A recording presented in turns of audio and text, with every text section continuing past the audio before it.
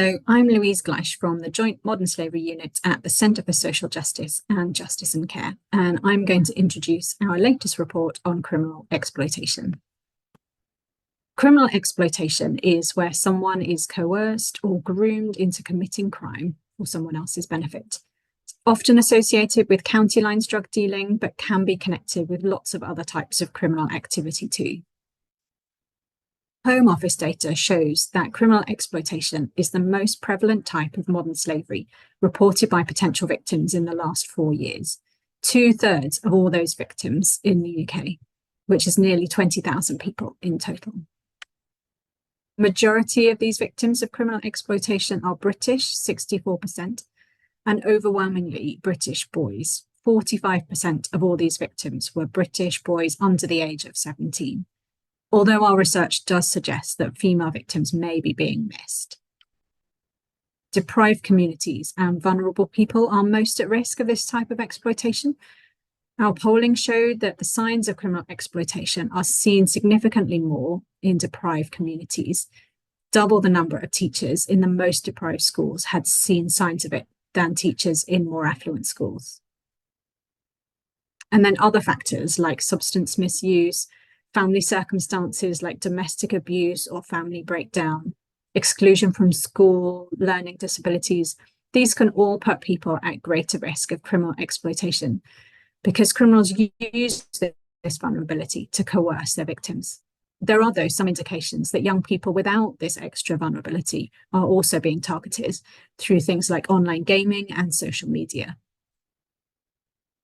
Criminal exploitation wreaks havoc in people's lives. For some, it causes physical problems with violence and injury, and also trauma and mental health problems can be long-lasting. Cocoing victims' homes might be damaged. They may become homeless because they've run away out of fear, or they just need to relocate, uprooting them from all their social networks.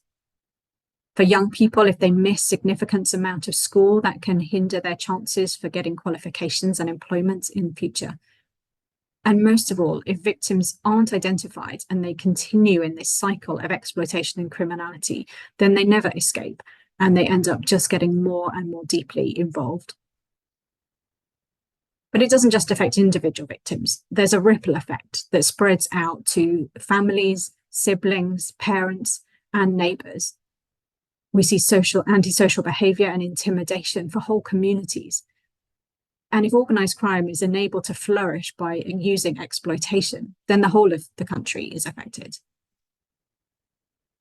Although there are some positive signs with work being done by charities and progress by some police forces, overall the response is inconsistent.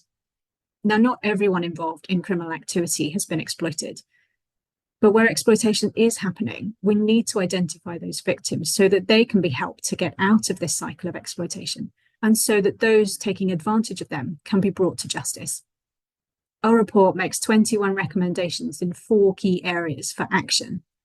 And our top 3 recommendations are to amend the Modern Slavery Act to put a definition of criminal exploitation there, to create a specific offence of cocoing to tackle that crime, and to increase training for professionals so that they're better able to recognise victims, help them get support, and to strengthen the response against offenders.